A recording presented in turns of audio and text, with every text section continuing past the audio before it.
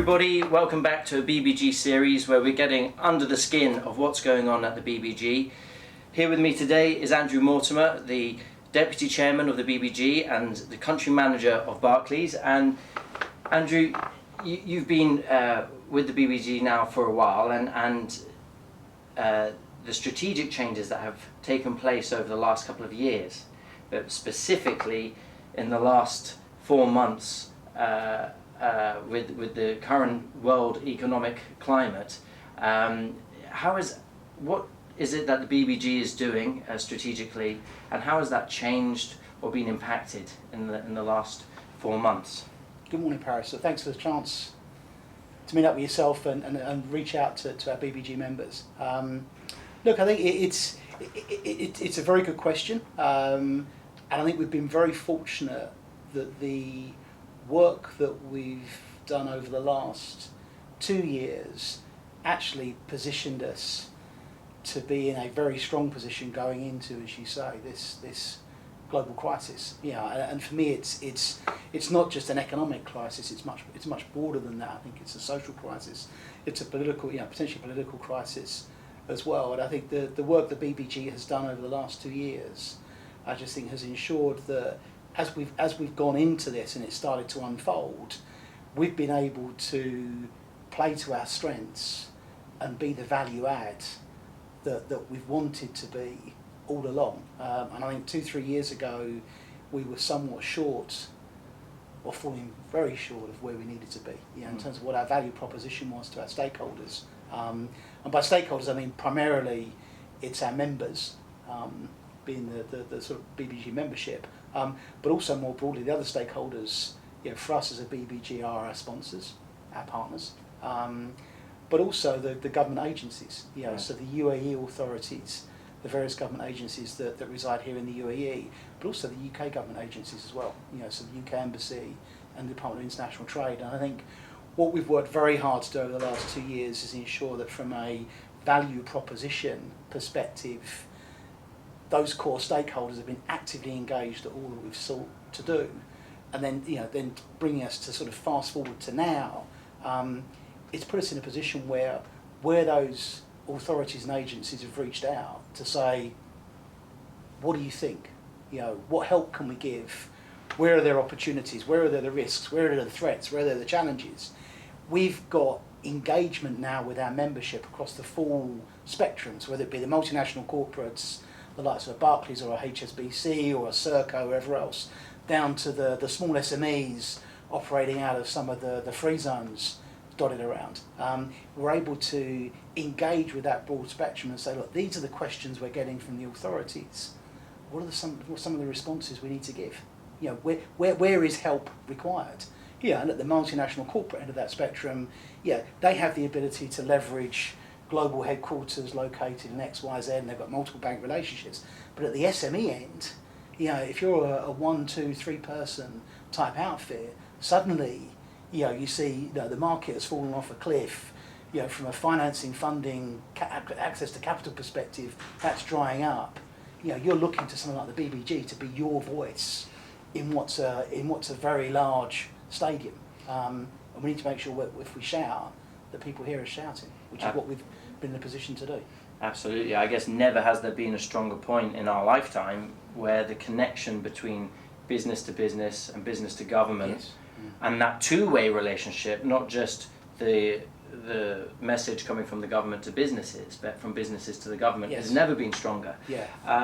What specifically how can the BBG help SMEs in that space? As you said, large corporations have the privilege of having a government relations department, but small businesses don't have that. How does the BBG fit in there? Okay, good question. So on the SME piece, as I say, you've got a broad spectrum of SMEs as well.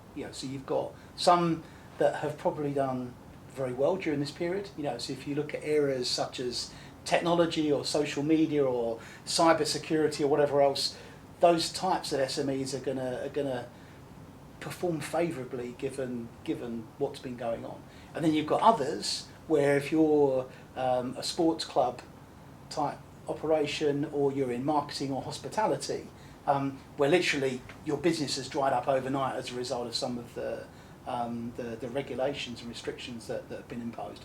What we've sought to do is really help those that need help. So for those that are doing very well, we're here to provide the support where required, but in the event that they are doing very well, then it's almost like, well, you can continue as you are. But for those that need help, what we've tried to do is really understand, where do they need help, how is it we can help them, and then who do we engage with to get them the help they need.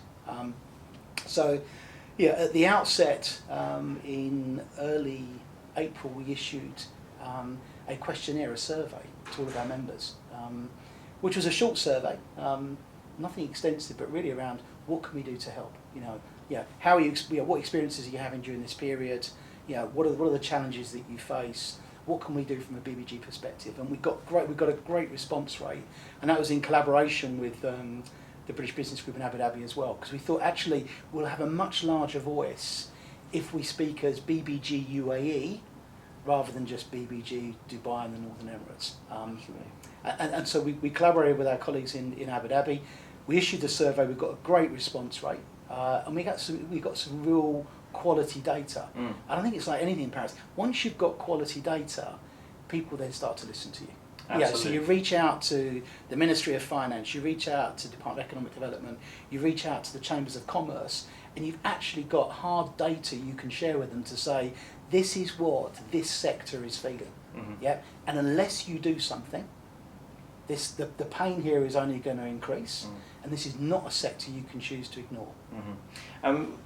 Where did you find from that research that the biggest concerns were held? What was the number one issue and concern? Biggest concern is access to cash. Cash is king. It's access to capital. And what a large number of our members were telling us was that the banks or the financial services sector wasn't supporting them in their requests. So for those organisations that had current accounts, actually were just well-run businesses, therefore didn't have sort of large financing facilities or whatever else, suddenly found themselves in a situation where they're then engaging with their banks, and their banks are saying, well, actually, no, we're not in a position to provide any funding or any additional financing at this point in time. So it was basically access to capital and short-term financing was the pinch point. So what we were able to do as the BBG is reach out directly to the central bank, so to the Governor's Office at the Central Bank of the UAE, as well as the Chairman's Office of the UAE Banks Federation, to share with them the output of this survey. To say, look, this segment is feeling the pain. You need to ensure that the banks, both local banks and international banks, are providing the support they need. And then we also got some examples from our members of particular experiences they were having. We were able to share those examples with the Central Bank and with the UAE Banks Federation to get their help and support in driving some of those issues through to a satisfactory resolution. Fantastic. And I was just going to add that off the back of that, it's reinforced, I think, a very positive perception with those authorities about the value of the BBG. Fantastic. Yeah, and I guess also it's given businesses the feeling that government is listening now. Yeah. Which I think has always been an issue, is that especially the small businesses are feeling like they're not being heard. For those people watching the video who maybe aren't members of the BBG but are looking for that support and needing that network, that connection with government, that access to funding mechanisms and advice and things, what can those people do to get in touch or to be part of the community? So look, I think the BBG offers a broad range of opportunities to engage.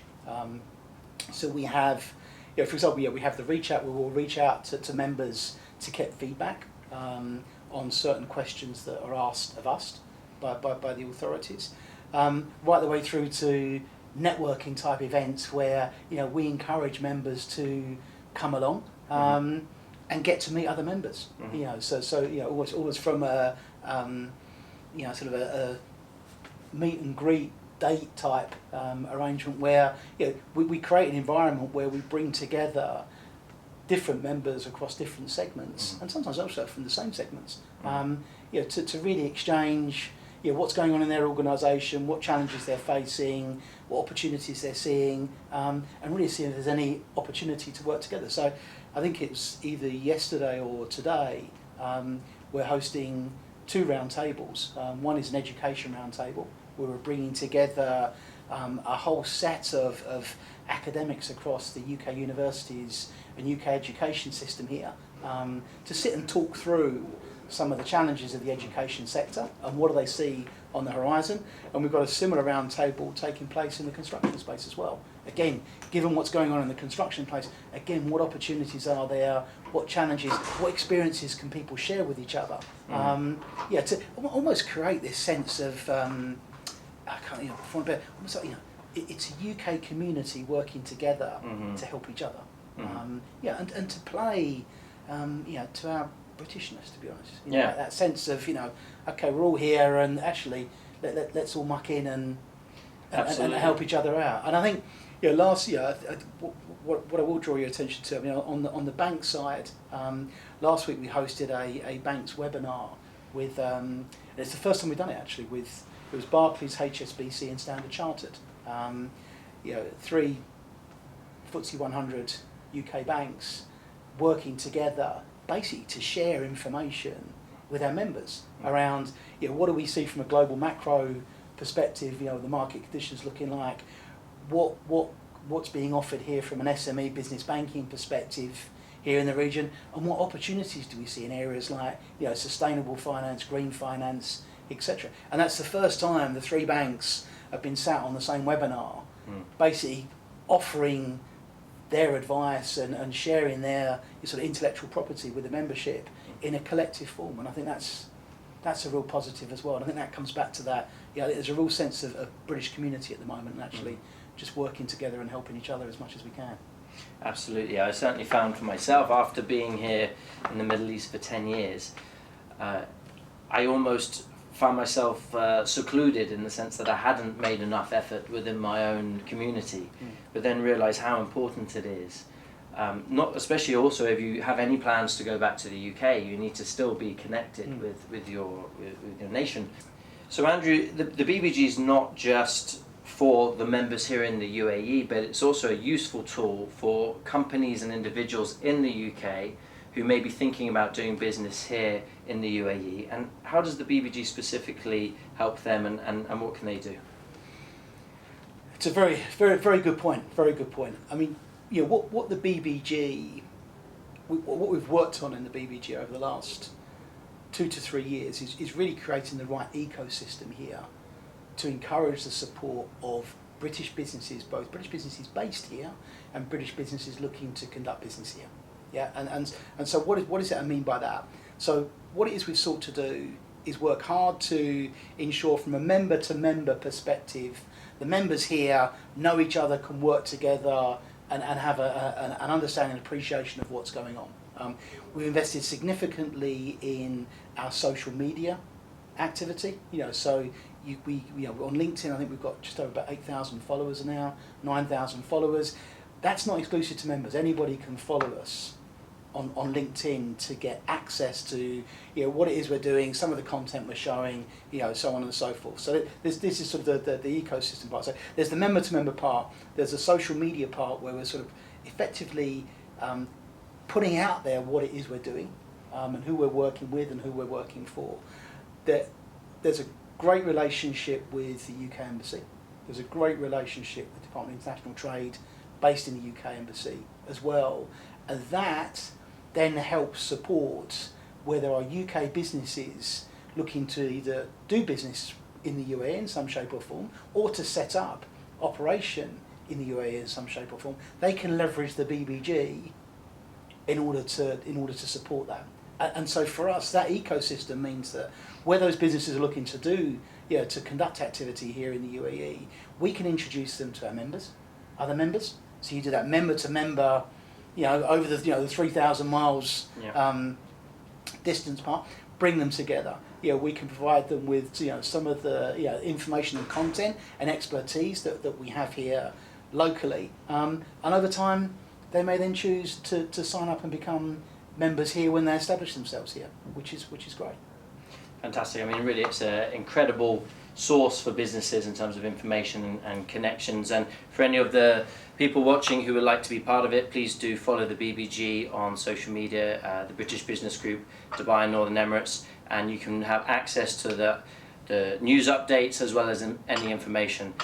Thank you very much, Andrew, for letting us see what is underneath the skin at the BBG. Great stuff. Thank you very much for your time. Appreciate it. Thank you.